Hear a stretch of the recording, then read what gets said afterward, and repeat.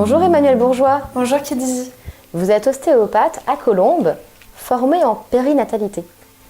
Comment est-ce que l'ostéopathe que vous êtes peut prendre en charge les plagiocéphalies des nourrissons? Ah, la grande question des plagiocéphalies.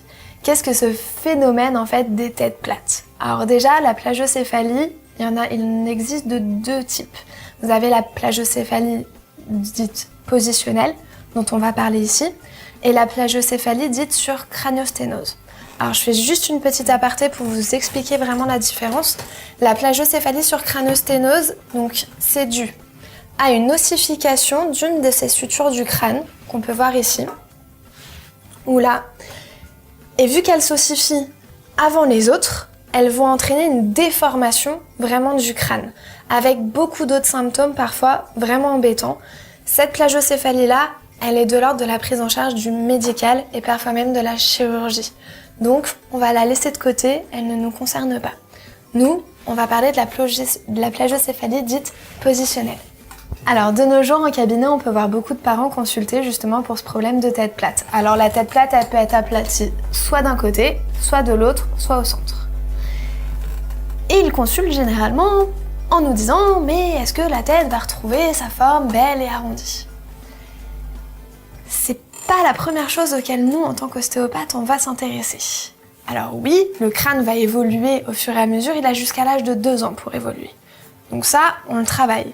Mais nous, ce qui nous intéresse réellement quand vous consultez pour ce motif, c'est que ce blocage au final, parce que la plagiocéphalie est symptôme de blocage, ne vienne pas entraver les autres acquisitions motrices. C'est le point le plus essentiel de la séance. C'est rétablir une bonne motricité pour que l'enfant développe toutes ses acquisitions psychomotrices au mieux. Qu'est-ce qui se cache au final derrière cette tête plate? Il peut y avoir d'autres symptômes qui peuvent vous alerter parce que parfois on s'en rend compte un peu tardivement. Donc les autres symptômes qui peuvent vous alerter, c'est un bébé par exemple qui ne supporte pas être sur le ventre. Si on n'aime pas être sur le ventre, vu que c'est censé stimuler le soulèvement de la tête, c'est quelque part dans cette zone-là, il y a quelque chose qui va pas bien, qui a un blocage, qui empêche votre enfant de bien tenir sa tête. Vous pouvez avoir aussi des symptômes qui vont vous paraître totalement différents, des reflux, des gênes digestives. Si trop de tension, ça peut venir générer ce genre de soucis. Ça peut être aussi un bébé qui tourne toujours la tête du même côté. Alors vous allez avoir des enfants chez qui ça va être juste une préférence et des enfants chez qui ça va être plutôt associé à un torticolis vraiment congénital. Alors le torticolis congénital, c'est aussi intéressant de le faire prendre en charge en ostéo et de se faire aider par nos collègues kinésithérapeutes pour que la prise en charge soit plus globale, plus complète et que l'avancement soit plus rapide.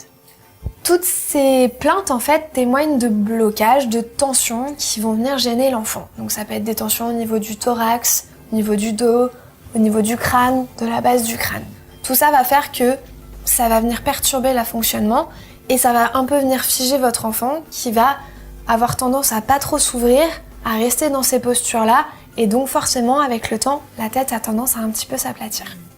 Tous ces blocages peuvent avoir comme origine soit une position, ce qu'on appelle la position intra-utérine de l'enfant, c'est-à-dire que au fur et à mesure que le ventre de la maman prend de l'ampleur, l'enfant lui aussi prend de l'ampleur et bouge moins dans le ventre. Donc il va avoir une position préférentielle dans le ventre, moins se mobiliser et donc par la suite cela peut favoriser l'apparition d'une plagiocéphalie.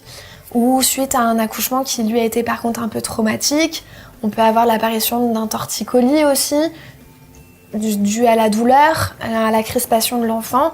Et donc ça aussi, ça peut être favoriser l'apparition de ce genre de plagiocéphalie. Donc le but, c'est de faire prendre en charge votre enfant pour que l'ostéopathe vienne lever toutes ces tensions, redonner une bonne mobilité, permettre à votre enfant de bien se mobiliser. Je voudrais aussi insister sur la position du ventre.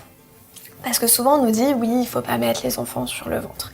Mais la position ventrale a beaucoup d'intérêt, c'est que ça va permettre à l'enfant de stimuler son port de tête et de venir stimuler toute la tenue, en fait, toute la musculature du dos et qu'il ne stimule pas s'il est allongé sur le dos.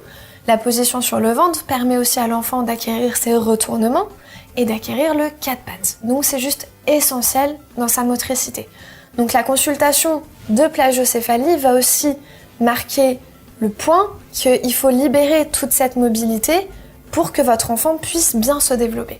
Il faut donc savoir que la prise en charge de la plagiocéphalie se fait sur le long terme. La priorité va être de récupérer la mobilité du crâne et du port de tête, de l'ensemble du corps de l'enfant, travailler avec les parents pour jouer sur la motricité, que l'enfant puisse bien se développer, et on a jusqu'à 2 ans pour vraiment travailler sur le crâne en lui-même pour qu'il arrive à récupérer une forme plutôt arrondie. Il est vraiment nécessaire de mettre en place les conseils et les exercices donnés par votre ostéopathe à la fin de la consultation, car c'est quelque part aussi la moitié du traitement. Nous, on travaille sur la mobilité, vous travaillez sur la motricité de l'enfant, lui faire acquérir ses capacités. C'est l'enjeu qui permet vraiment un traitement efficace. J'attire donc votre attention sur certains points. Attention au couchage prolongé sur le dos. On limite le transat à maximum 1 heure par jour. On met l'enfant sur le tapis d'éveil pour lui donner envie d'aller bouger, d'aller attraper ses objets, ses jouets pour qu'il ait envie de bouger. Quand vous êtes figé sur un transat, vous avez tout devant vous, du coup, vous ne développez pas votre mobilité et votre motricité. Vous pouvez également les mettre en porte-bébé, ça leur évite d'avoir la tête trop longtemps aplatie sur un transat ou sur le tapis d'éveil. Attention également au cocon. On en entend beaucoup parler de ces petits matelas tout confortables, tout agréables, où dès que vous posez bébé dedans, bébé est super content et s'endort tout de suite. Sauf que les cocons ont tendance à figer les enfants dans leur position intra-utérine de confort. Le but des séances d'ostéopathie, c'est de venir ouvrir votre enfant et lui faciliter pour qu'il développe toute sa motricité, qu'il puisse bouger. Le remettre en permanence dans le cocon le laisse à revenir en permanence dans cette position et a donc tendance à faciliter l'apparition des plagios. Comme alternative, vous avez aussi le couchage sur le ventre et sur le côté. Alors sur le ventre, bien sûr, au départ, dans les premiers mois, sous surveillance, ça peut être 3 fois 5 minutes par jour dans la journée pour juste qu'il vienne stimuler son port de tête. Et puis par la suite, quand il sera plus grand, on peut même le laisser faire des siestes sur le ventre si vous êtes à proximité.